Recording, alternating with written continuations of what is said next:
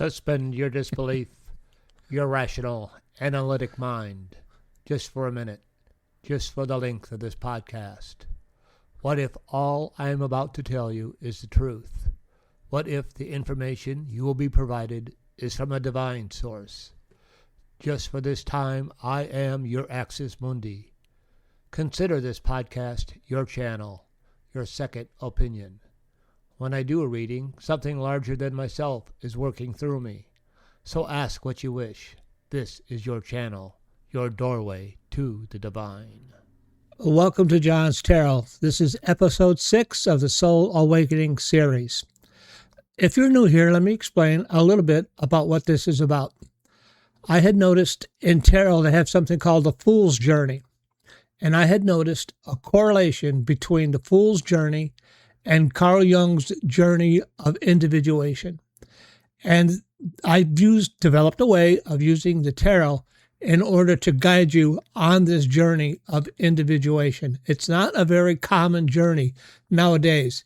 And I'm going to do a special on just what this is about.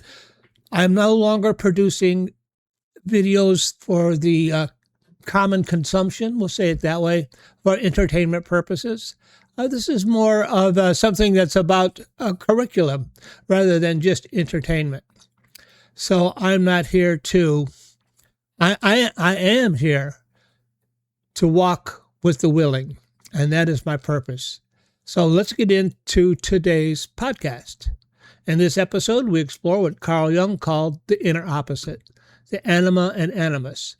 Jung observed that each of us carries within the psyche qualities we do not consciously identify with, ways of feeling, knowing, and acting that were often set aside early in life. These inner opposites do not disappear. They await and they seek expression. When they are ignored, we experience imbalance, projection, and inner conflict.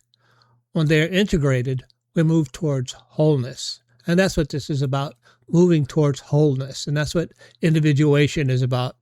Today we'll explore how the Anima and Animus appear in our lives and how the tarot reflects this dynamic and why integrating these energies is essential to the work of individuation. So if you're on this journey with me, I just thought it was just a little bit odd having these different experiences. But it turns out maybe I am a little bit odd, but this is all laid out by Carl Jung and his stages of individuation. And that's what this series is about. And I'm using tarot as tools to help you along on this journey of individuation. You're not strange. You're not weird. There's other people going through it. And it took me years to go through it. But I'm producing this podcast in order to help you along on the path.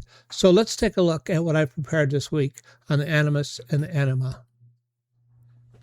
Episode 6, the inner opposite, Anima, Animus, and the Path to Wholeness, from John's Tarot Soul Awakening series. Welcome to John's Tarot. Today we explore one of the most important and transformative aspects of Jungian psychology, what Jung called the inner opposite, the Anima and the Animus. These are not genders, they are energies, archetypal forces within every psyche. One draws us towards intuition, compassion, and feeling, the other towards strength, clarity, and reason. When we integrate these energies, we move towards wholeness, toward the self. What are the Anima and the Animus? The inner opposite represents the parts of ourselves that the ego does not identify with. In Jung's terms, the Anima is the inner feminine in men, intuition, feeling, sensitivity, imagination. The Animus is the inner masculine in women, clarity, wisdom, assertion, purpose.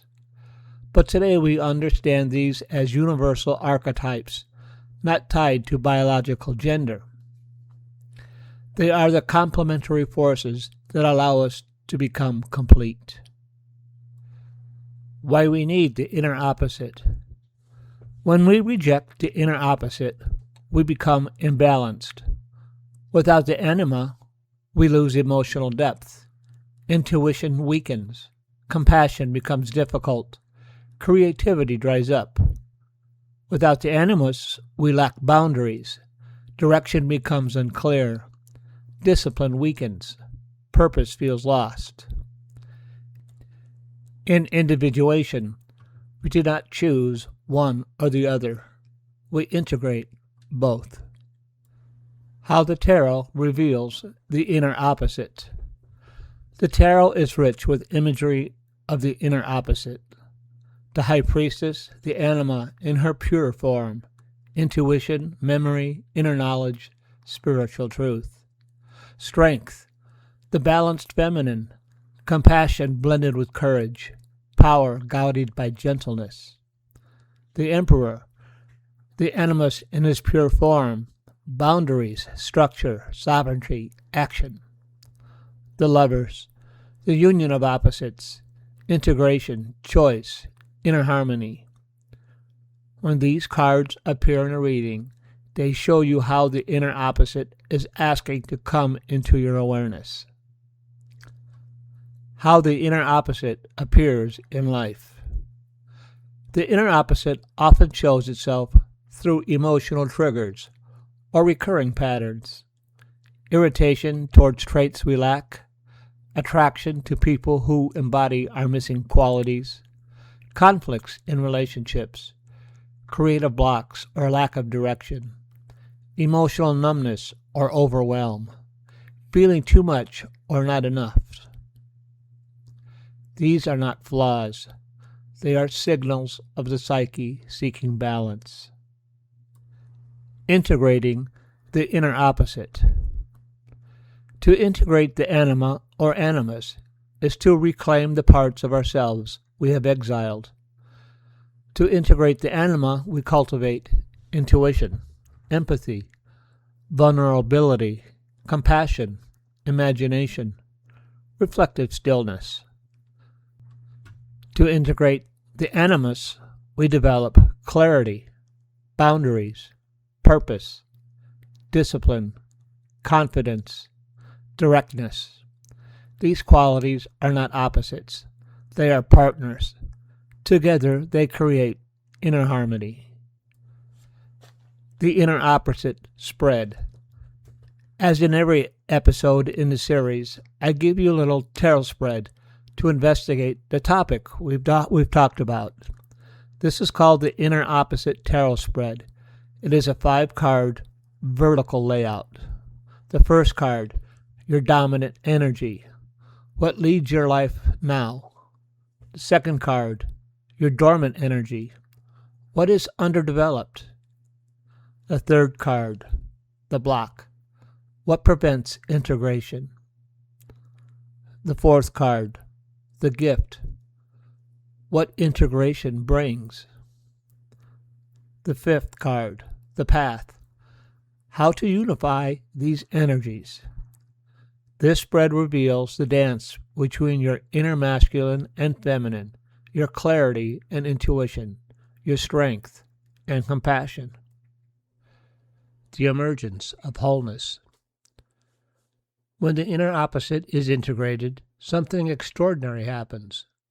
Insight becomes clear. Strength becomes gentle. Compassion becomes wise. Purpose becomes aligned. The psyche becomes whole. This is the heart of individuation, the union of opposites within. Thank you for joining me today as we explored the inner opposite, the Anima and Animus, and the journey towards wholeness. If this episode helped illuminate your path, please like, subscribe, and share. And join me next time as we continue the Soul Awakening series. Well, I hope you enjoyed my little presentation on Animus and Anima. Let me give you a little demonstration of how exactly to do this spread in real time and see how it works out and see what it reveals about me and what about my integration of these two opposite energies in my psyche.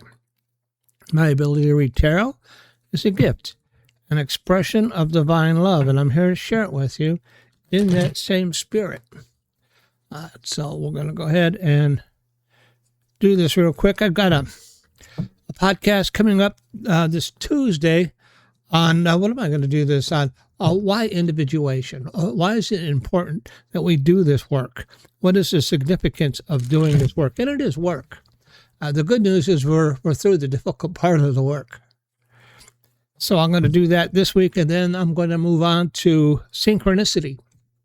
And I'm going to do two podcasts on synchronicity, one video and one verbal audio-only podcast. And all these will be on John's Tarot. You can go up to John's Tarot, johnstarot.net, and take a look. I have all the episodes laid out in order, in sequence, in order to be a kind of definite body of work. So it's all understandable. Okay, so the inner opposite spread. What is my dominant energy? What is my dominant energy?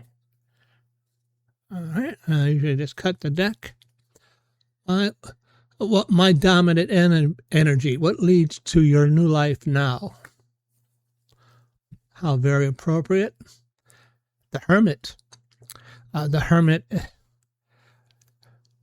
As I talk about my life, this is very, very appropriate. The Hermit is somebody who has come a long way over a very difficult path, and he has a lamp of wisdom and a staff to guide him, to steady him. And he stands upon a mountaintop, and he looks back. How far have I come, and how far do I have to go? And how can I help others find the same path that I have found? And that's what leads my life right now, is that kind of energy of the Hermit. I'm somewhat isolated, but I'm wondering, I've come a long way. How can I help others to also come far enough on this path so that it'll make a difference in this life? And that's what this whole podcast has been about. Your dormant energy, what is underdeveloped? In me, that would be the 9 of Cups. And that is always the wish-granting jewel. What is underdeveloped? I have certain dreams and certain things I want to accomplish that have not yet been accomplished, and that are underdeveloped at this point. For instance, I would like to turn this teaching, it's a 10-episode teaching, not including the podcast, the oral podcast, into a weekend retreat. So I haven't got that completed. That is dormant energy and goals that remain hidden within me that I'm working on. And that's my dormant energy, the block. What prevents integration? And this one is Temperance. Temperance, what prevents integration? I'm going from a lower to a higher state of being. The Temperance in and I'm testing the waters. I've got 1 foot on the ground and 1 foot in the water, and I'm raising my psyche. I'm raising my level of thinking to a higher level of thinking, and that kind of prevents my attaining my goals, because I haven't fully gotten there. I haven't fully gotten to where I want to go, but I'm on the path, and I'm testing the waters, and I'm seeing how this is going to work out. And I just have to be able to sit with uncertainty. That is one of the things about Temperance. I have to sit, and I am sitting with uncertainty, and because I don't even know if this podcast will catch on. So I'm sitting, and that is what prevents my integration, is uncertainty of the universe. I'm testing it all out. We'll just see what happens. The gift, what integration brings. The Empress. That's a very nice card. The Empress has to do with fullness. Fullness, powers from the universe, fullness of the universe, from powers from the universe, fullness from the powers of the earth. She she sits with a pregnant belly holding a wand that is the birth of ideas that come through her. And this is what integration will bring to me, is fullness, new ideas manifesting through that lay dormant within me right now, like the birth of new ideas, birth of new concepts, birth of new goals. That's what integration will bring for me. And then the path, how to unify these energies. The two, how very appropriate, the Two of Pentacles. So in the Two of Pentacles, you see a man, he's got two pentacles and the infinity sign, and he's juggling. That is exactly what we've been talking about, juggling the two energies that reside within us, the Animus and the Anima, depending on which is your sexual orientation at the time. So I am juggling these energies in order to try to bring balance. And the infinities, it's an ongoing job. It's not just something you do once. It's something you have to be aware of, that's ongoing and continues to take shape. And you see he's on one foot on the card. So it's kind of a balance. It's kind of a tricky thing. And that's how you have to focus, you have to remain aware, and you have to continue to practice. And that is how to unify these energies. So I'm going to go ahead and see about wrapping this up for today. Goodbye, Professor Marvel, and thanks a lot. Well, it was my pleasure. I hope you enjoyed today's podcast. Next week, the video is going to be on synchronicity. Take a look at johnstarot.net if you want to get a whole listing of what I've done with the path of individuation and the stages of individuation in sequence. And until next week, be careful, be cool, be kind. Remember, find courage, find faith, and I will see you all again next week. All right, bye-bye.